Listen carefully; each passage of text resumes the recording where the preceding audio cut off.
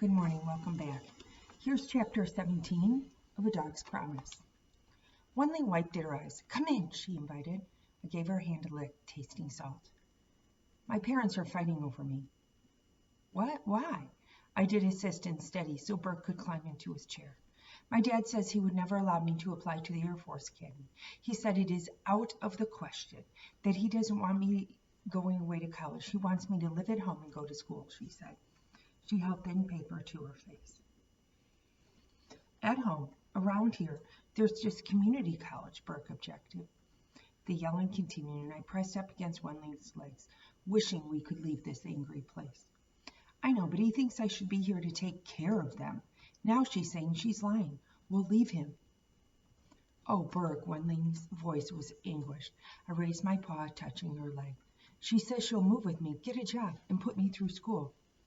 I'm really sorry. Do you want us to go, Wenling? God, no. Wenling knelt and threw her arms around me, and I leaned into her, grateful to be able to be the dog that she needed.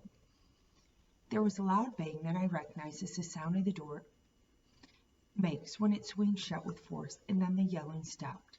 Burke and Wenling sat in the yard, and I sat with them, being a good dog, until eventually Wenling's sadness left. Winter was approaching, and both the air and the grasses were moist on a day Grant took us for a car ride.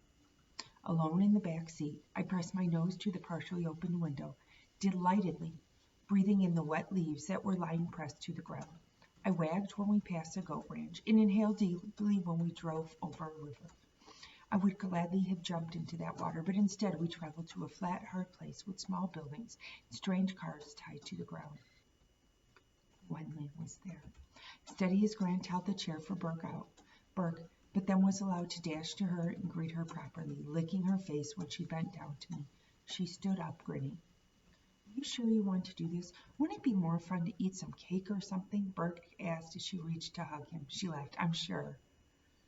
She faced Grant, and there was a moment of stiff awkwardness, and then he stepped forward with his arms extended. Okay, hi, Wenling, he said quietly. They held each other for a moment, then broke apart and both glanced down at Burke. For some reason. Wenling smiled. So you guys ready for this? Burke peered at the sky. It's a good day to die, he noted dryly. Oh, Wenling replied, you'll be perfectly safe. You'll be perfectly safe unless we decide to throw you out of the airplane because of your comments. Or even if you don't say anything. I'd be up for that, Grant offered. We wheeled over to a car and met a nice woman named Elizabeth. She briefly gripped hands with Grant and Burke, and then held out her palms for me to sniff. The boys' scents were intermingled with theirs. The inside of the car was small, and Burke left his chair parked outside on the ground. Elizabeth and Wenling sat up front, and I sat in back on the floor between the boys' seats. When the car started, it was very loud. I wagged because I was unsure what was happening. You've done this before, right? Burke asked. I sensed his nervousness and nosed his hand. Wenling and Elizabeth smiled at each other. Never. Wenling shouted above the noise. With the lurch, the car roared, and I felt us starting to move. An odd, heavy sensation ran through my stomach, reminding me of a time long ago when I was with my mother in the metal den. She had her nails extended to keep from sliding. Burke drew in a sharp breath. How about if we keep it maybe 10 feet off the ground? He asked loudly. Grant was grinning. I didn't realize you'd be doing it all, he yelled. I thought Elizabeth would fly and you would just observe. I can't solo yet, but as long as I am with my flight instructor, I am allowed to fly the plane. Wenling advised above the rumble. I see Grandpa telling me to move it too light, Burke called. It was a boring car ride. Nobody opened a window, and the oily smells were not very interesting.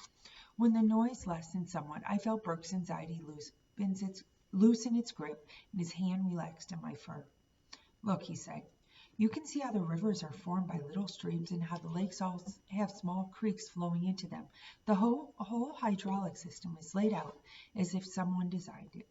Yeah, Grant agreed, and you can see how robo-farms are taking over the entire county. I slept, vibrating, but jerked awake when the car hit something and then stopped. We climbed out, and Burke lay on the ground and kissed it. Very funny, Wenling said. Wenling, that was amazing. You are amazing, Grant told her. She lowered her eyes. Thank you. I mean it. Burke asked me to do assist. The car ride back home was much better because the window was down and I saw a horse running and smelled goats. Very often in the evenings I would stay home with Grandma and chase Dad, and Grant would drive away with Burke smiling, sitting next to him. When they returned, both boys always smelled like Wendling, but the fragrance was much stronger on Burke.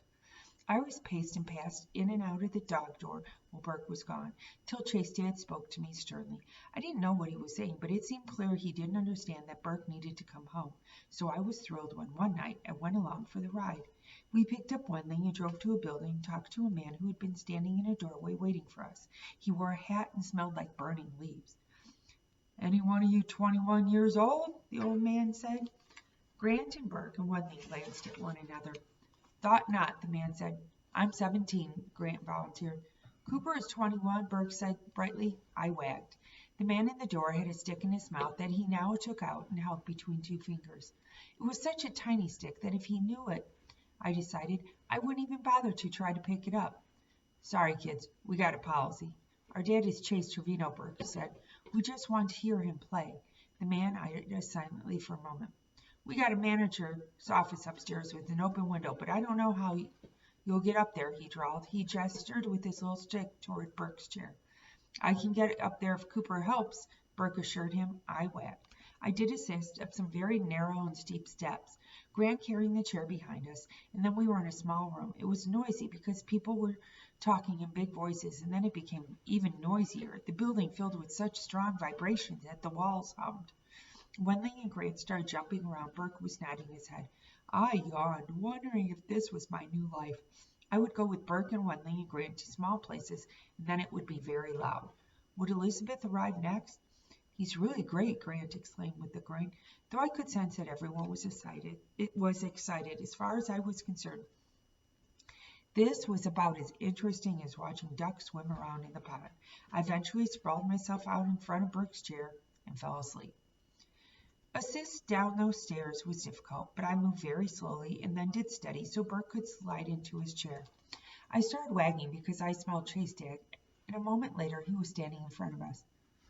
"Hey, I'm a little surprised to see you boys here. Hello, Wendling." He reached down to pet me, and I licked his hand, tasting salt and cheese. "We wanted to hear you play," Burke Dad explained. "You were really good," Wendling said. "The whole band is." Chase Dad cocked his head. "Sneaking around is never the way to go about being an honest adult," he finally said. "You could have just asked me." "We knew you would say no," Burke objected. "It was my idea, Dad," Grant offered. He nodded. "If I had said no, you'd be in trouble, so you didn't ask. You parse your arguments the way you build your models, Burke. Be careful where that takes you." He looked at Grant and Wendling. "I hope we didn't ruin music for you." There had been a tension between the humans that only I noticed now as it left. They all chuckled. I wanted to get back up there for another set. "I need to get it back up there for another set. Head on home and I'll catch up," Chase Dad said. We left, but Chase Dad remained. Out on the sidewalk, Burke encountered some people whose smells I recognized from being in Grant's building. Wendling and Grant went and sat in the car, while Burke talked and laughed with his friends. I wagged, but other than a few half-hearted pats on my head, nobody paid any attention to me, and none of them had treats in their pockets. Bored, I went to the car door, and Grant opened it for me without otherwise paying attention. He was twisted and facing Wendling in the seat next to him. "How could you even suggest such a thing?" Grant was asking. He seemed upset. I wagged uncertainly.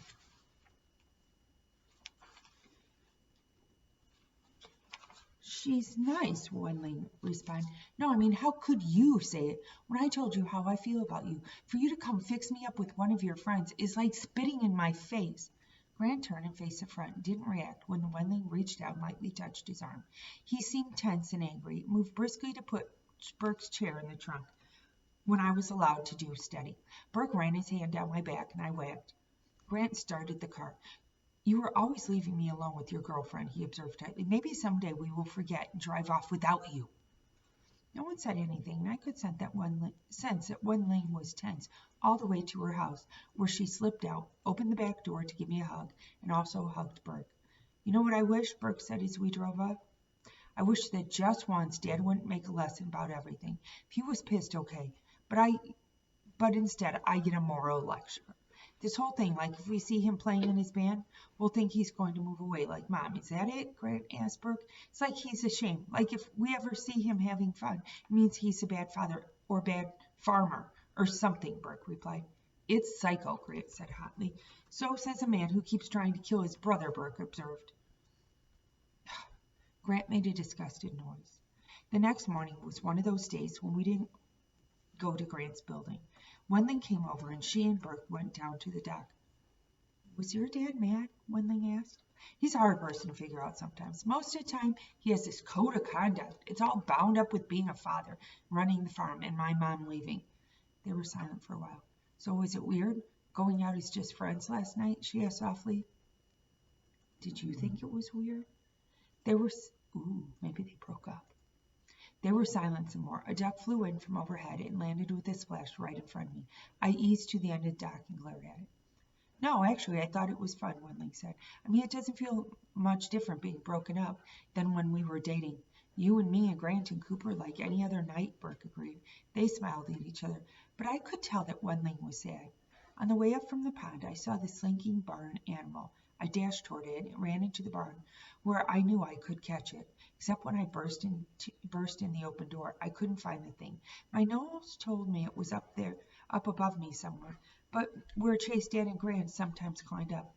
Why didn't it want to play with me? When we arrived back at the house, Chase, Dad, and Grandma were in the living room, sitting next to each other with tense postures. I wagged, not sure why they were afraid. Burke and Wendling stopped in the middle of the room. Burke was staring. What's going on? Grant came down the stairs and said, hi, Wendling. Hi, Grant. He looked at everyone. What happened? Chase, Dad held up a hand. It's not bad. No, just the opposite. Dr. Burke Moore called. He's happy with what he's seen in your latest x-rays, Burke. Wendling gasped. I noticed Grandma was crying and went to her. So? Burke said slowly. Except for Christmas. You're going to have your operation, son. The end of the chapter. See you tomorrow. Have a wonderful day remote learning. Miss you all.